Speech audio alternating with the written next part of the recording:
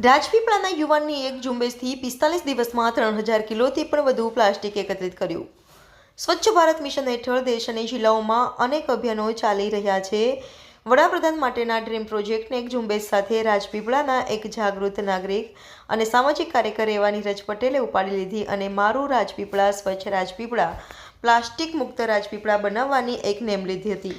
સામાજિક કામ કરતા યુવાન નીરજ પટેલે જણાવ્યું કે 16 નવેમ્બર 2024ના રોજ પ્લાસ્ટિક એકત્રિત કરવાની શરૂઆત કરી 31 ઓક્ટોબર 2024 સુધી કરવાની હતી। રાજપીપળા શહેર સહિત આજુબાજુના ગામોને પણ સાથે લઈ આ 45 દિવસોના ટૂંકા ગાળામાં આ યુવાને અશક્ય કામ કરી બતાવ્યું છે।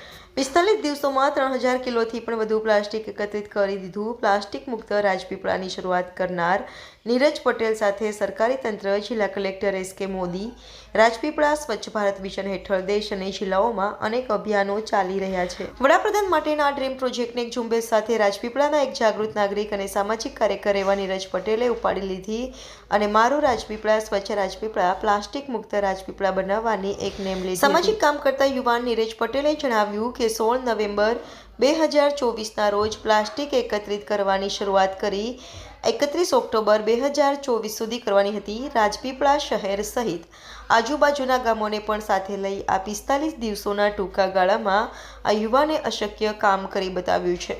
નગરપાલિકા મુખ્ય અધિકારી પ્રમુખ ધર્મિષ્ઠાબેન પટેલ, રાજપીપળાની તમામ સ્કૂલો, સ્વૈચ્છિક સંસ્થાઓ, સાંસદો મનસુખ વસાવા અને શશુભાઈ રાઠવા અને ધારાસભ્યો ડોક્ટર દર્શનાબેન દેશમુખ અને ચેતરભાઈ વસાવા પણ જોડાયા અને તેમની આ કામગીરીને પ્રોત્સાહિત કરી જરૂર પડે સાધનો આપવાની વ્યવસ્થા ગોઠવી। સાથે નીરજ પટેલનો સ્ટાફ અને સ્થાનિક તેમના મિત્રો પણ મોટી સંખ્યામાં જોડાયા અને આ પ્લાસ્ટિકનો કચરો એકત્રિત કરવામાં સફળતા મળી। અત્યારે 3000 કિલો કરતાં પણ વધુ પ્લાસ્ટિક એકત્રિત થયું છે, જેને મૂકવા પાલિકાએ જગ્યા ફાળવી આપી છે।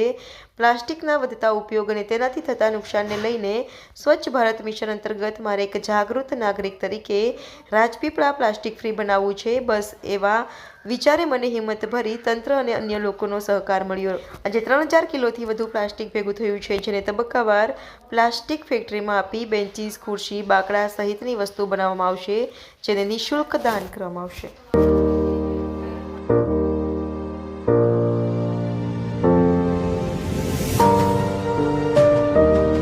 ભારત દેશના વડાપ્રધાન શ્રી નરેન્દ્રભાઈ મોદીજીએ ભારત દેશને સ્વચ્છ કરવા માટે સ્વચ્છ ભારતનું એક અભિયાન ચલાવ્યું અને સમગ્ર દેશમાં